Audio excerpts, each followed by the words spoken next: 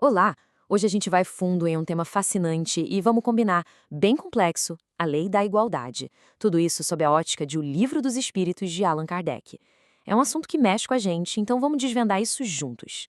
Para a gente entender essa lei, vamos seguir a estrutura do livro terceiro de Kardec sobre as leis morais. A gente começa com o grande paradoxo da desigualdade que a gente vê por aí. Depois, vamos buscar a origem na igualdade natural e entender por que existem tantas aptidões diferentes e qual o sentido das desigualdades sociais e de riqueza. E por fim, a gente vai ver como tudo isso nos aponta para um caminho de direitos iguais para todos. Então vamos começar com aquela pergunta que com certeza já passou pela cabeça de muita gente. Por que existe tanta diferença no mundo que a gente acredita ter sido criado por uma força justa, por um Deus de amor? Pois é, essa questão é o ponto de partida de tudo.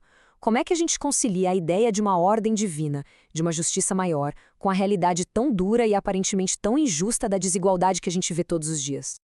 Para tentar responder essa pergunta tão difícil, o Livro dos Espíritos nos apresenta um princípio fundamental. E olha, de primeira, ele pode até parecer meio contraintuitivo. A ideia central é a seguinte: na nossa origem, lá no comecinho de tudo, todos nós, como espíritos, fomos criados da mesmíssima forma. Simples, sem conhecimento algum, mas, e aqui está o ponto-chave, com exatamente o mesmo potencial para progredir. Essa é a base da igualdade natural. Bom, se todo mundo começou igual, de onde vem a diferença? Essa citação revela o fator decisivo: o tempo. Cada espírito já tem uma bagagem, uma jornada que pode ser mais longa ou mais curta.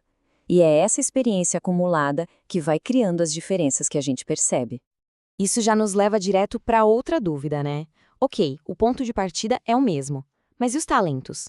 Por que uma pessoa nasce com um dom incrível para a música, outra para a matemática, enquanto outras têm outras facilidades? A explicação para isso é um dos pilares da doutrina: a reencarnação. Essas aptidões que a gente vê não são presentes aleatórios. Pelo contrário, são habilidades construídas, desenvolvidas ao longo de muitas vidas de esforço e aprendizado. Então, o que pode parecer uma baita injustiça, na verdade é só um retrato de diferentes pontos da mesma estrada evolutiva. Alguém com mais habilidades não é essencialmente superior, só está um pouco mais adiantado nesse caminho que é de todos nós.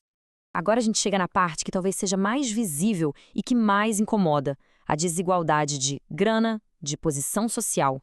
E é aqui que a perspectiva dá uma virada de 180 graus. Riqueza e miséria deixam de ser vistas como prêmio ou castigo. Elas são apresentadas como provas, ou seja, como testes que os próprios espíritos escolhem passar antes de reencarnar, justamente para poderem acelerar o próprio desenvolvimento. E cada uma dessas condições é um desafio gigantesco. A riqueza é considerada uma prova super perigosa porque testa o nosso egoísmo, a nossa vaidade. Já a miséria testa a nossa paciência, a nossa resignação. Ambas são vistas como lições valiosas, apesar de muito difíceis para o aprendizado do espírito. Essa frase é de uma força incrível, né? Ela basicamente diz que o status que a gente tem aqui na Terra é totalmente temporário. No fim das contas, ele não significa nada na verdadeira hierarquia, que é espiritual.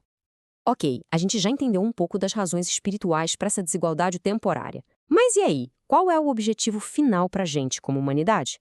A resposta, segundo a doutrina, está na busca incansável por direitos iguais para todos.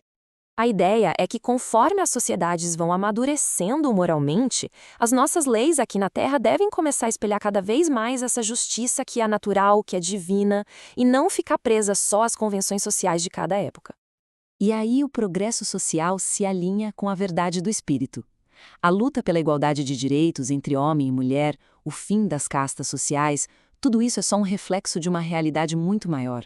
No nível espiritual, todo mundo compartilha o mesmo objetivo, que é a perfeição. E aqui a gente chega no grande nivelador, aquele que é incontestável: a morte. Ela é a prova final, a prova inegável da nossa igualdade. Ela simplesmente tira todas as nossas máscaras, todo o status, toda a riqueza e nos deixa como realmente somos. Isso tudo nos deixa com uma última reflexão, um convite para a gente olhar para uma das questões mais difíceis da vida de um jeito diferente. E se as desigualdades que a gente vê por aí não forem sinais de uma falha cósmica, mas sim ferramentas necessárias para a nossa evolução como um todo?